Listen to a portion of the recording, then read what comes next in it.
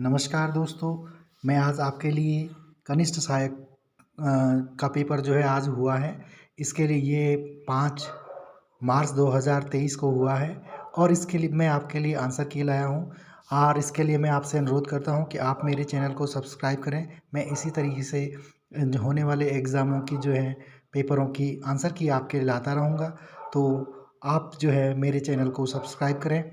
मेरे चैनल का नाम सफलता की ओर है, आप इसको सब्सक्राइब करें। और अब जो है मैं आपको जो आज जो कनिष्ठ लिपिक का जो पेपर हुआ है उसकी आंसर की मैं आपको बताता हूँ। तो मेरे पास डी सीरीज़ का है। इसमें लिखा है, पहला क्वेश्चन है, विंडोज़ ऑपरेटिंग सिस्टम में कंप्यूटर में किस फाइल को स्थायी रूप से हटाने के लिए निम्न में से कौन सी कुंजी दबानी चाहिए? तो इसमें आएगा आपका Shift+Delete।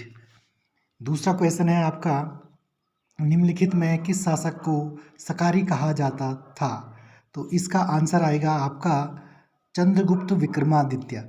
इसके बाद आपका तीसरा क्वेश्चन है दीवाने खालिश तथा अस्थायी रूप से प्रशासित जागीर भूमि को क्या कहा जाता था? तो इसका आंसर होगा मदद ए मास।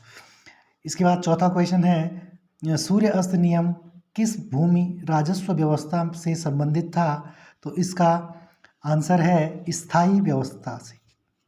इसके बाद प्रश्न नंबर 4 है, एक धर्म एक जाति मानवता का एक ईश्वर का नारा किसने दिया था? तो ये दिया था आपके नारायण गुरु ने।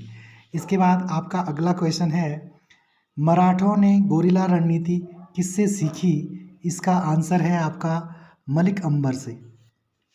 इसके बाद प्रश्न अगला है, भारतीय स्वतंत्रता आंदोलन के संदर्भ में गाता मारू क्या है? तो ये है एक जापानी जहाज।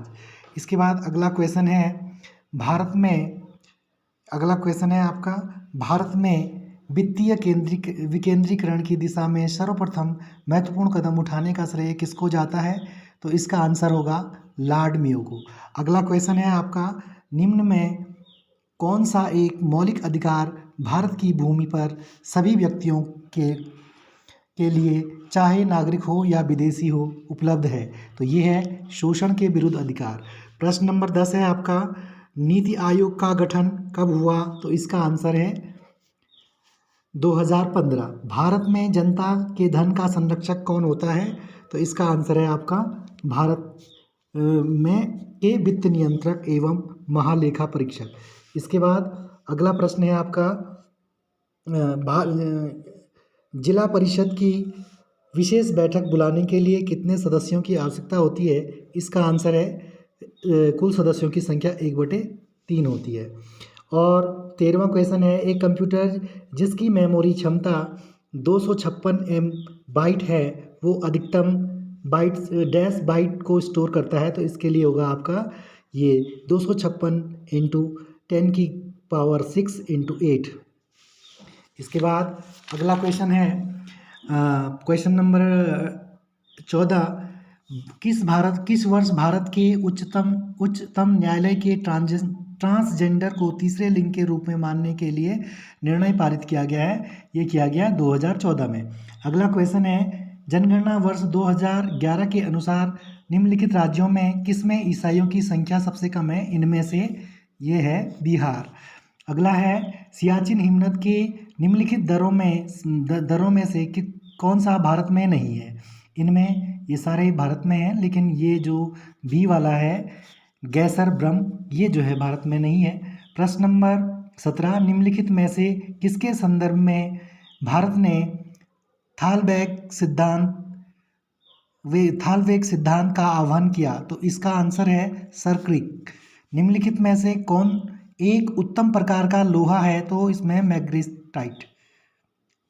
अगला क्वेश्चन है आपका, जनगणना वर्ष 2011 के अनुसार निम्नलिखित राज्यों में से किस एक में अनुसूचित जाति की जनसंख्या का सबसे अधिक प्रतिशत है?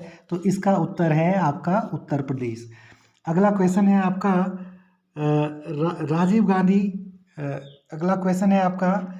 राजीव गांधी राष्ट्रीय भूजल प्रशिक्षण एवं शोध संस्थान स्थित है? तो ये है आपके रायपुर देहरादून में। इसके अलावा अगला क्वेश्चन है आपका सिल्यूरियन सेल निम्नलिखित सेल तंत्र क्रमों में से किससे संबंधित है? तो ये है द्रविडियन सेल तंत्र से। और इसके बाद अगला क्वेश्चन है निम्न में से क्या भारतीय संघीय बजट 2023-24 की 7 प्राथमिकताओं जिन्हें सप्तऋषि का नाम दिया गया है में नहीं है? तो इनमें है महिला सशक्तिकरण। अगला है भूकंप से तुर्की की मदद के लिए भारत निम्न में से कौन सा ऑपरेशन शुरू किया है? तो इसमें है ऑपरेशन दोस्त। अगला है पहला विपक्षी हवाई अभ्यास वीर गार्जियन 23 निम्नलिखित में से किन देश का संयुक्त उद्यम है? ये है भारत और जापान का। गूगल द्वारा शुरू की गई आर्टिफिशियल इंटेलिजेंस सर्विस का क्या नाम है? तो इसमें है बोर्ड। अगला क्वेश्चन है भारत के निम्नलिखित में से किस राज्य में फरवरी 2023 में खेलो विंटर गेम का आयोजन किया गया? इसका आंसर है जम्मू कश्मीर में। अगला है संविधान का अनुच्छेद 1 भारत को घोषित करता है? तो इसका है राज्यों का संघ। अगला इसके बाद आगे आइए। अगला क्वेश्चन है आपका निम्नलिखित में से किस राज्य में फरवरी 2023 में हुई भारत की पहली ग्रामीण विज्ञान कांग्रेस की मेज़बानी किसने की? तो इसमें की उत्तराखंड ने। चंद्र प्रशासन के अंतर्गत दस्तूर क्या था? तो इसमें दस्तूर एक भू राजस्व था। तालेश्वर ताम्रपत्र निम्नलिखित में से उत्तराखंड के किस राज्य से संबंधित है? ये किस राजा से संबंधित है? इसमें है विष्णुवर्मन प्रथम। निम्नलिखित में से उत्तराखंड के किस राज्य का वर्णन वेनसांग करता है? तो इसमें है ये राजवंश पौरव राजवंश का करता है। रानी कर्णावती निम्नलिखित में से किस परमार शासक की संरक्षिका थी? तो ये पृथ्वी शाह की संरक्षिका थी। काशीपुर पहले किस नाम से जाना जाता था? तो काशीपुर को पहले गोविशाण नाम से जाना जाता था। उत्तराखंड का प्रथम राजनेता कौन था जिसने असहयोग आंदोलन के दौरान जेल भेजा गया? तो ये था आपका मोहन सिंह मेहता। हरा दूधा संबंधित है नाग देवता से। छपेली एक रूप है नृत्य का। उत्तराखंड में कमीन का कार्य होता है निश्चित गांवों से राजस्व एकत्र करना। हिल यात्रा प्रारंभ की गई गोरखों के द्वारा। निम्नलिखित में से कौन सा मछली पकड़ने का मेला है? तो ये है मौड़ मेला। अगला है भद्रराज एक लोक देवता है जौनसार के। निम्नलिखित शिखरों में से कौन सा एक उत्तराखंड में स्थित नहीं है? तो इसमें है कुला कांगड़ी। 42 नौला स्वाभाविक रूप से होने वाला जलभृत है जिसे हम हाल ही में भारत सरकार द्वारा राष्ट्रीय महत्व के लिए स्मारक के रूप में घोषित किया गया। ये उत्तराखंड में निम्न में से कौन से स्थान पर है? ये है श्योनराकोट। अगला है जमरानी बांध निम्नलिखित में से किस जनपद में स्थित है? तो ये है आपका नैनीताल में। और अगला है निम्नलिखित झीलों में से कौन चमोली जनपद में स्थित नहीं है? तो इसमें सब हैं लेकिन इसमें ये चकनी ताल जो है चमोली में नहीं है। निम्नलिखित में से किस जिले की साक्षरता दर 2011 की जनगणना के अनुसार कम है? तो इसमें जो है उधम सिंह नगर में जो है साक्षरता दर कम है।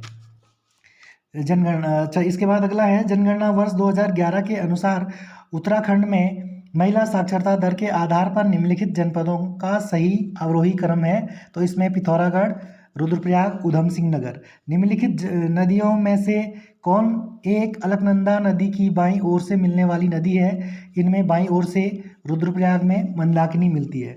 निम्नलिखित जनजातियों में से कौन एक यमुना एवं टॉन्स नदियों के मध्य निवास करते हैं? तो इनमें है जौनसार बाबर वाला। अगला है आर्थिक सर्वेक्षण 2021-22 के अनुसार ये थोड़ा शायद मेरे हिसाब से 8.2% है। इसमें मैं कंफर्म नहीं हूँ। और ये आगे जो प्रश्न है ये अगला वाला, इसमें तो मैं बिल्कुल भी थोड़ा अनभिज्ञ हूँ, मुझे जानकारी नहीं है।